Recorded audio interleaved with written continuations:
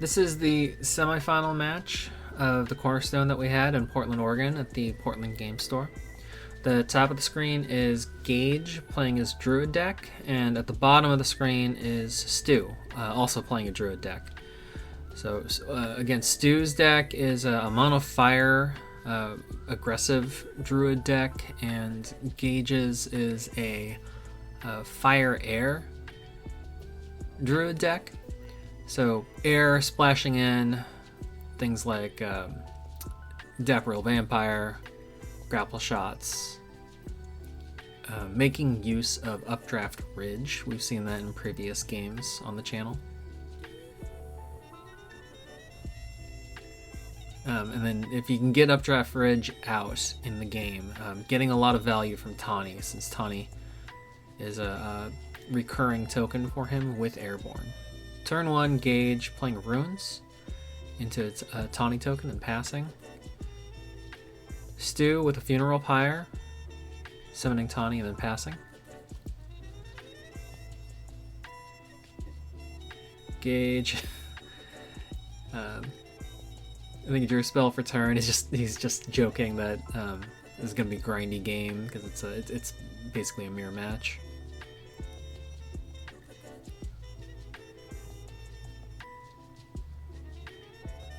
He's thinking pretty hard about what he wants to play out here. The top 8 cut games for this Cornerstone were not timed, so they had more time to kind of sit and think about properly what they actually wanted to do each turn. So he spent a long time with that desert play. And I think he was just maybe trying to decide if he wanted to play to the center of the board or if he wanted to play out more defensively. And then I don't know what his third site is in his hand, but he might have also wanted to. He might have also been debating whether or not he wanted to save a desert in his hand to try to deal with Stu's Tawny in an upcoming turn, or if there was a better site that he wanted for his turn 3. Stu getting a town out for turn 2 into the center, which is a pretty strong setup for Stu. Updraft Ridge with Gage, and there we see the mobility boost with airborne units with Tawny. Tawny with a Taurus Hammer, 2 points in, and a Highland Princess. I'm pretty sure he's going to search deck for a Ring of Morgan. Yeah, there's a Ring of Morgan. I don't even think Gage has another 1-cost artifact besides the Taurus Hammers in his deck. So it's just the Taurus Hammers plus the ring.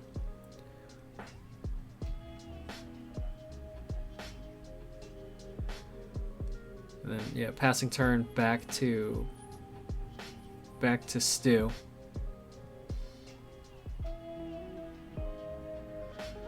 So Stu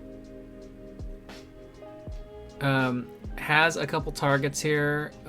If he's got a desert to play out, he could ping off Tawny, which is probably the better play, or he could also ping out the Highland Princess, depending on where he wants to play. He does have desert in hand, I see that.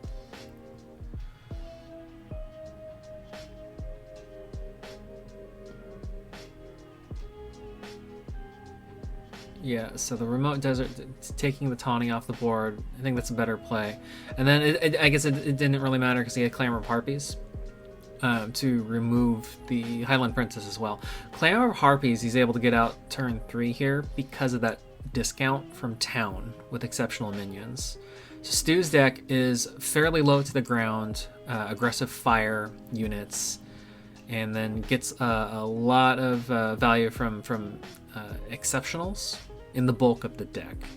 Things like Clamor of Harpies, Warhorse, Colicky Dragonettes, Redcap Poweries.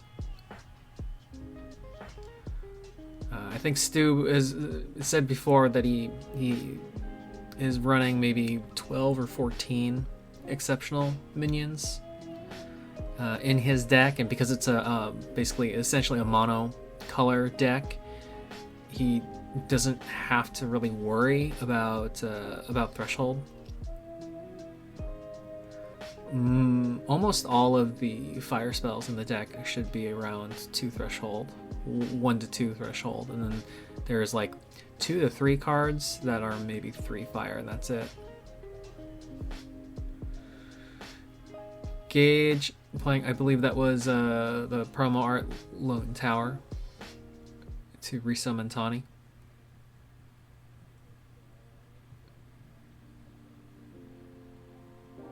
Gives him a lot of mana to play with on turn 4 here.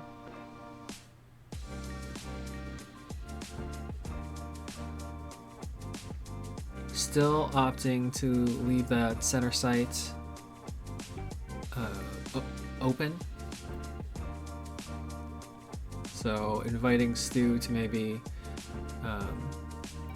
to connect that bridge there and overextend if he needs to. Or changing his mind. Changing his mind and moving the site placement so he can cast Minor Explosion.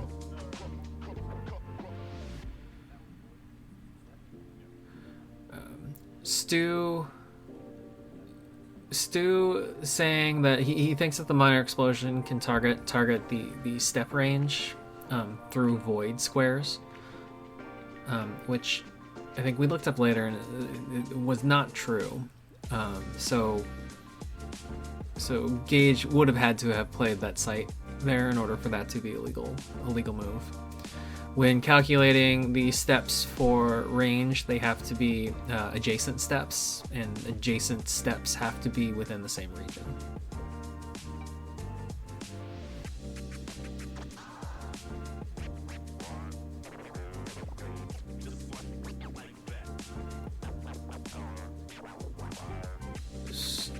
Playing a Siege Giant for 3 past turn. Not playing a site out that turn. I think he tapped to draw a site instead. So feeling pretty confident with 3 mana and a town. Even though the town is not in an attack launching location there for him. So the town's not adjacent to any of Gage's sites. So anything summoned there would have to do a little more work to get further upfield. Now he does have the Siege Giant there, so anything cast for 3, the Siege Giant could just throw into position.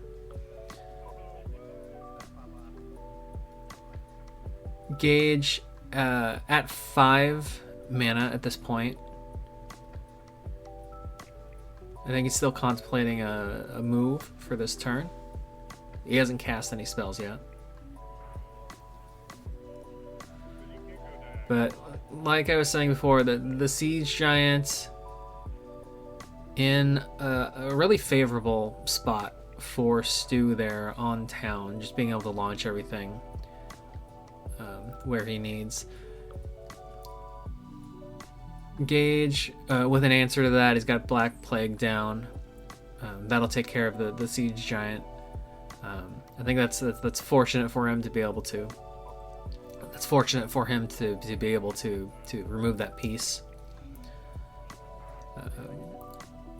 Gage was asking before he started the turn if he could maybe roll back the placement on Black Plague, but Stu reminded him that if the placement had changed, then the weakest minion dies, which meant that the Tawny token would have died that turn, and not the Siege Giant.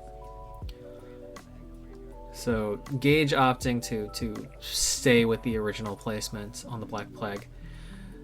Stu with a red cap Poweries, charging in for 3 points of damage outside of the area of effect of the Black Plague, passing turn back to Gage.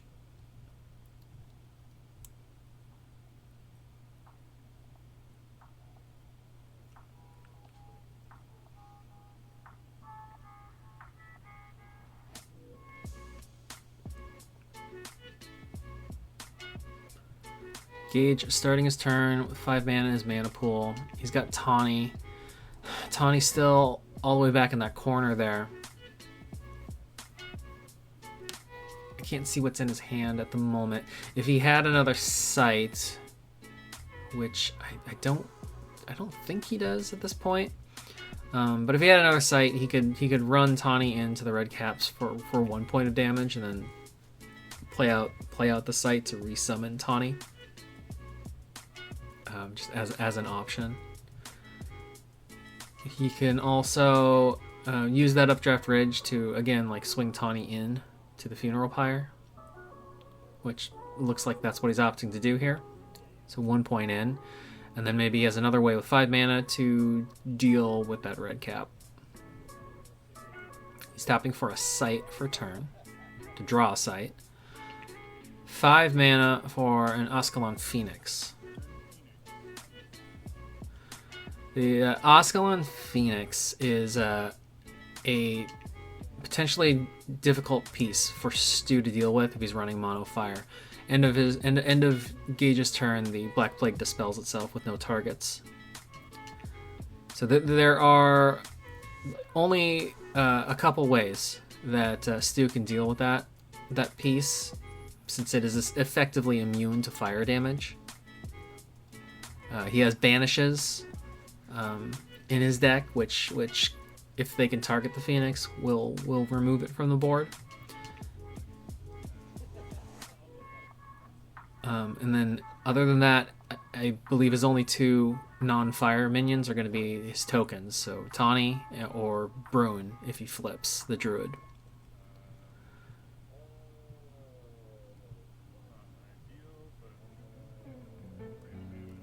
The red caps moving and attacking Updraft Ridge. Gage, I think, opted not to block, not because that the red caps would have dealt damage to the Phoenix, but because he was afraid he was going to get baited into a different position to allow Stu to make a removal play, maybe with Tawny. So if he had the Banish in hand, Tawny could get in range to cast that and remove the Phoenix. But instead, Stu got him with a Great Famine. So after the red cap attack, playing out the Great Famine, strongest minion dies at end of turn in that area of effect.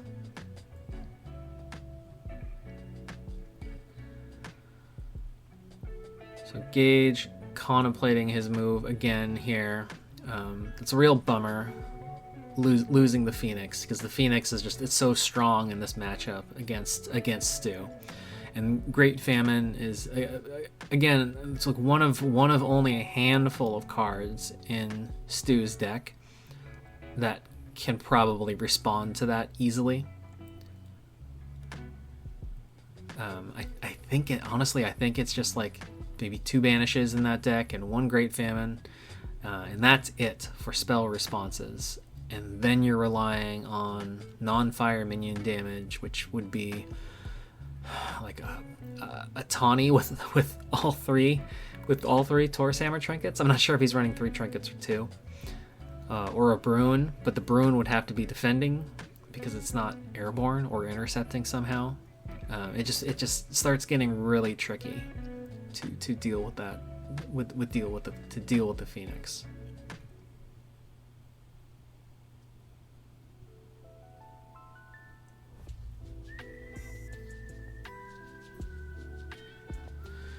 Gage starting to slip onto the back foot a little bit here. He's got that red cap Poweries that he has to deal with. Playing out a Ring of Morgan.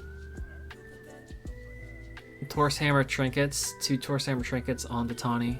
It will ping the red cap for 2 points and then heal him for 2 points. If he can keep the ring on the board, he has a lot of potential to swing the life totals back up here, especially with 2 Taurus Hammer trinkets in his hand. As long as he has a target for the ping, That's a lot of guaranteed healing and ping damage.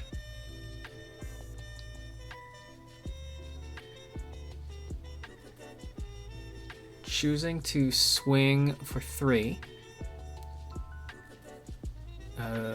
3 damage onto the Funeral Pyre site. Tapping the Druid to draw a site. I think he had 3 mana left. But he's passing turn, so it looks like he doesn't have an immediate solution for the red cap powers, at least one that he wants to play out. But getting the ring out, he is perhaps not as concerned about the red caps doing a minimum of 3 points in each turn on attack. And if they do want to attack him this turn, the Great Famine will likely remove them at the end of Stu's turn here. Stu getting a great 5th site out, Wizard's Den. Wizard's Den in particular does a lot of work in a mono element deck, just because you don't have to worry about the threshold so much, and you get that free card draw.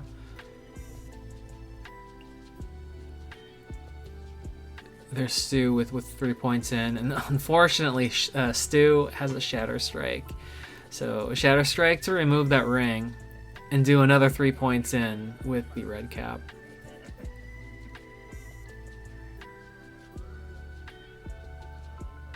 So a great play from Stu. Unfortunately, he's had all of the answers that he needs for some pretty tough situations that Gage has been able to set on the table here. Like getting the Ascalon Phoenix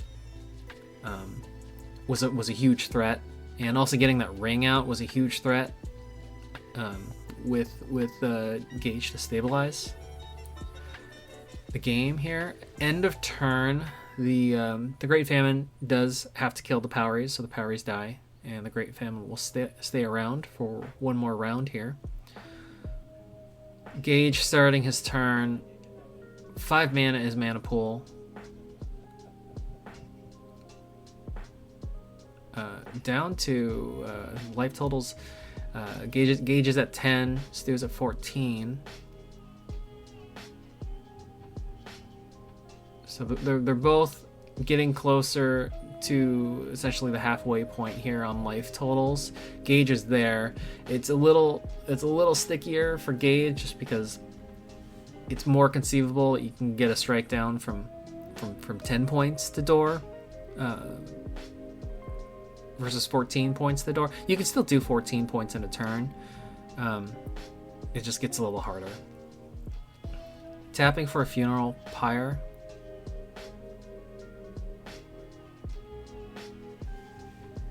Gage's mana pool now up to 6. Trinkets back on the Tawny, swinging for 3. That'll drop Stu to 11. The Trinkets and Tawny on the boards possess, exert some pressure onto Stu, force him to kind of deal with Tawny sooner rather than later here. Gage opting to play a Vile Imp even though he can't make use of the Genesis effect. And when he played it, he made a comment saying he just wanted to get a body on the board. Because at this point, he feels like maybe it's like a race to door here.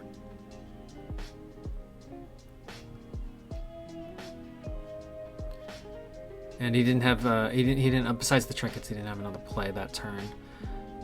I'm not sure if that was the best move or not. Stu still has just a ton of cards in his hand. He's got so much card advantage. I think we're looking at, what was that, 5 or 6 spells in his hand right now.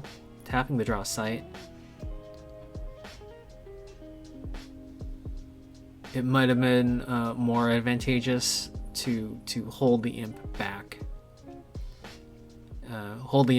Wait for that divine Great Famine to dispel itself. Stu playing a Monstrous Lion, attacking in to remove the Violamp, advancing Tawny forward onto the town, passing turn. Great Famine will finally dispel itself with no targets. The Monstrous Lion now in position to strike, to attack Gage's avatar next turn. So Gage pulling the Ripcord and flipping the Druid to get Brune. He does still have Tawny. 2 trinkets and a Warp Spasm on the Tawny. He's using Updraft Ridge to get to the Monstrous Lion. So the Warp Spasm is going to double power here. So the 2 trinkets make it 3. Warp Spasm doubles it to 6. And that's going to be 6 points into the line to kill it. And then the one of the abilities on Warp Spasm is that if you kill a minion, you untap. And so he takes another swing with his Tawny onto Stu's Tawny. Stu just double checking the rules really quick here. He's questioning whether or not the Warp Spasm doubles the modified power of the minion. I think he got on this train of thought where he was thinking that the Warp Spasm would only double the base power of the unit of the minion itself. But the trinkets add the +1 power to it. It's just the power of the minion. So with the trinkets, Tawny's power is 3, and then the Warp Spasm doubles that to 6. So that's what they're coming up. That's what they're just doing a double check here and coming up with right now. It's worth double checking when you're unsure about how a rule would be applied or play out, especially if you're on one of the top tables here. So this was again the top 8 cut game semifinal. So there was potentially a lot riding on the game with single elimination, depending on it's going to determine which one of these players advances.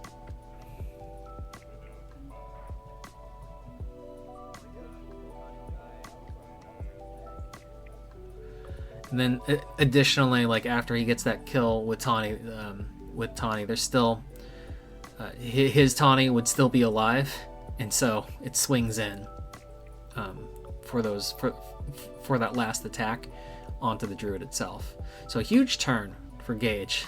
Just got an insane amount of value there from his Tawny on the board. Just removing the Monstrous Lion, removing Stu's Tawny, and then swinging in for 6 points of damage to his avatar, which starts to put Stu on the back foot here. Life totals now: Gage at 10, Stu at 5.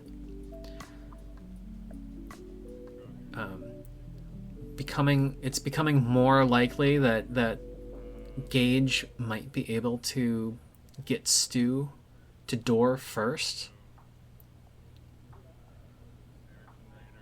Saracen Raider played out to deal 3 points of damage. Gage opting to block with Bruin. No, he's changing his mind. He's not gonna block. He's gonna take that 3 points. And it looks like Stu did have the answer if Gage was going to block, just to play out a Colicky Dragonets. Actually, I'm not sure if he would have the mana. Would he have the mana for that? He would, with the discount from town. So Saracen discounts the 3, Colicky discounts the 2. So yeah, if he had blocked with Bruin, playing out the Dragonets for that final point of projectile damage at the end of turn, would remove Bruin from the table.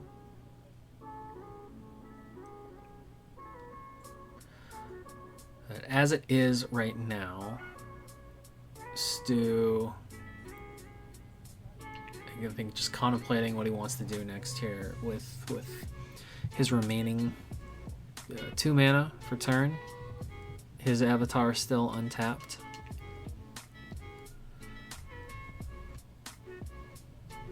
Life totals are getting really close. They are approaching door here. He's playing out of Rift Valley, accidentally showing Gage that he does have a Colicky Dragonet in his hand. Resummoning Tawny. Colicky Dragonets he can now play because he played a site without the discount. So 3 mana is mana pool for Colicky Dragonets. The projectile won't do any good at the end of turn here just because Brune will end up absorbing it. But putting a lot of pressure onto Gage here at door if he can get rid of Brune. And I think I think Stu, I thought I saw like an immolation in Stu's hand. So Tawny all the way back there, pretty dangerous. And he's got a lot of threats that can likely take him to door here. Gage with the Fields of Camlon, which is such a great site for him to have at this point in time, forcing Stu to remove, keep 1 minion, remove the rest. He's choosing to get rid of the Saracen, get rid of Tawny, and keep the Colikies. He's moving Brune up to Fields of Camelon. He is playing out Hounds of Onderos. Hounds of Onderos all the way into that corner, but again, they have Airborne, and they are diagonally away from that updraft ridge. So they have a lot of mobility. Gage changing his mind really quick after passing turn, just rolling that back really quick and moving his Brune. No, he's changing his mind again. And sticking with the original movement. Stu is fine with that. He's just joking. Just make up your mind so he can get on with his turn here.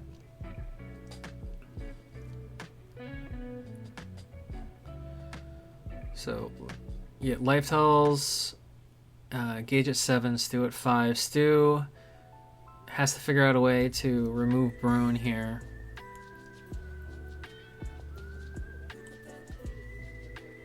He's I think he was about to draw a site for turn, probably to try to get Tawny back on the board. He's just double checking what he has in his hand and if he's comfortable with doing that. I think he's got a lot of good stuff there. He's got 2 Siege Giants. He's got that Immolation that I thought I saw earlier. He's got a Fire Breathing in his hand, which is huge. I mean, he could just play out. He could play out a site, Fire Breathing to remove Brune, or he could Fire Breathing from the Dragonets because the Dragonets are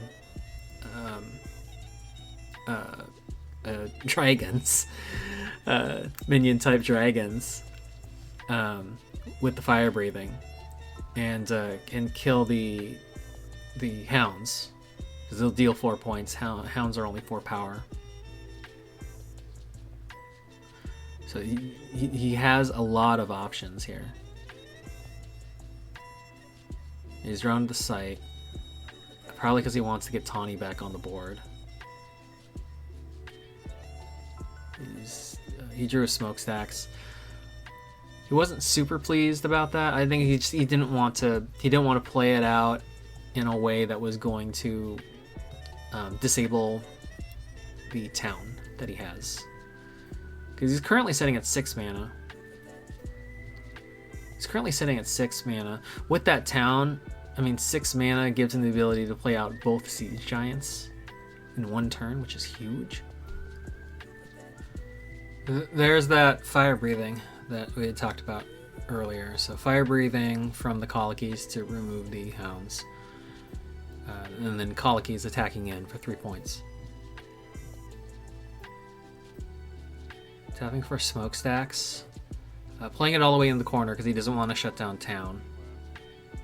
And then resummoning Tawny.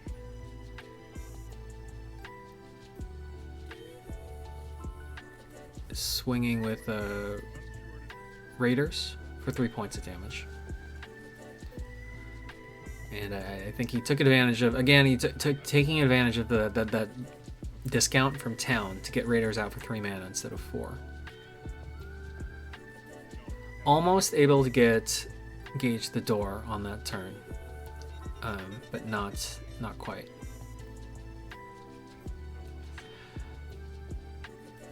Tawny, unfortunately, a little far away, all the way in the corner there. If Stu needed to, he could play out of sight to get Tawny to move up and into position. If that was something that he needed. He could also just take a step up with his Druid.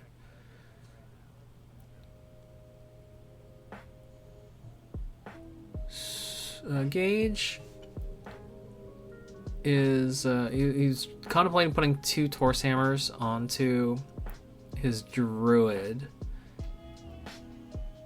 So I think his thought process was, if he can get the Druid's power up to 3, he could attack in to remove the Colikies. The damage would transfer to Brune, and so he wouldn't go to door. Brune would stay alive, and then that would leave him open to remove the Saracen Raider some other way, or Brune could attack into the Saracens. They would just have to trade at that point because Brune would already have 3 points of damage on it. So I think that's what he was considering. He just wasn't really appealing. It's not really appetizing. Potentially losing Brune when you're so close to door there.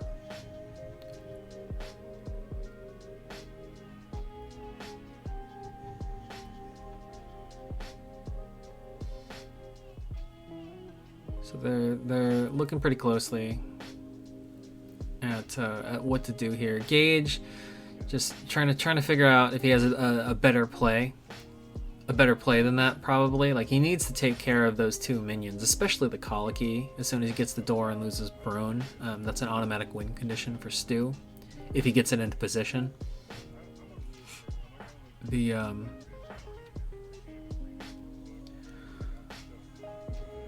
Brune, yeah, I mean, like, ideally you keep Brune. So I'm not sure if it's worth doing it or not. He plays a Violamp and pings 2 points of damage onto the Coliki.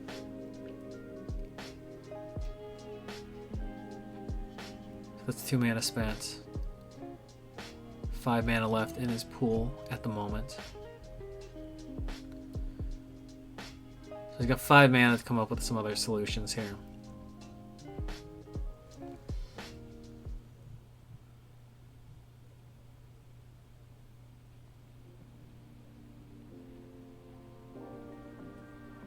If he had,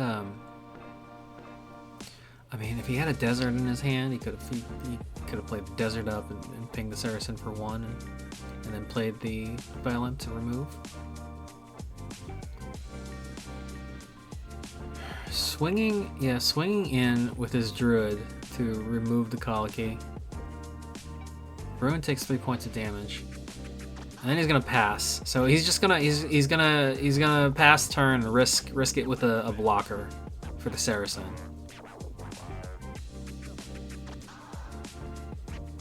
Stu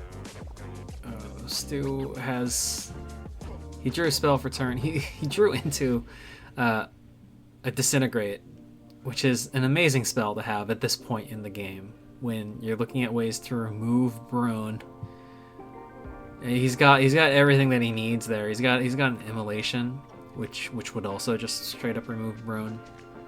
He's got the disintegrate. He could be in range this turn with a spellcaster. All he needs to do is move the Druid up one step. Just double checking his mana pool. He has 7 mana per turn. Yeah, he's gonna take a step forward. And then he's disintegrating one minion, immolation on the other, and then swinging with a Saracen for door.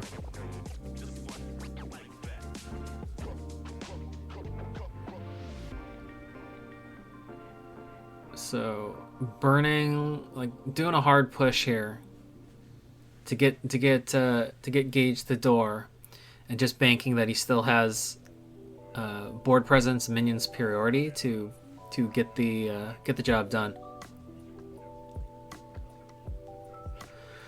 Pact with the Devil played on Gage's avatar at death's door. Life loss does not count as final damage in the game, so trying to dig for some answer to get him out of this jam. He's got 3 mana left after casting that Pact with the Devil. Pact with the Devil costs 4. He's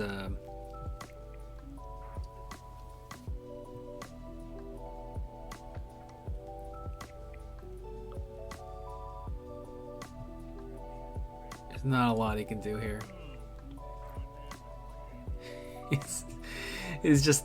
He's resigning to his fate there. He's just moving forward. He's grapple shotting, and then next turn Stu deals the killing blow in any number of ways. So good game. Gage just didn't like Gage had a lot of really good threats this game, and Stu just had all the answers that he needed from his deck at just the right time. That was the semifinal, one of the semifinal rounds of this Cornerstone, and we'll move on to the final next.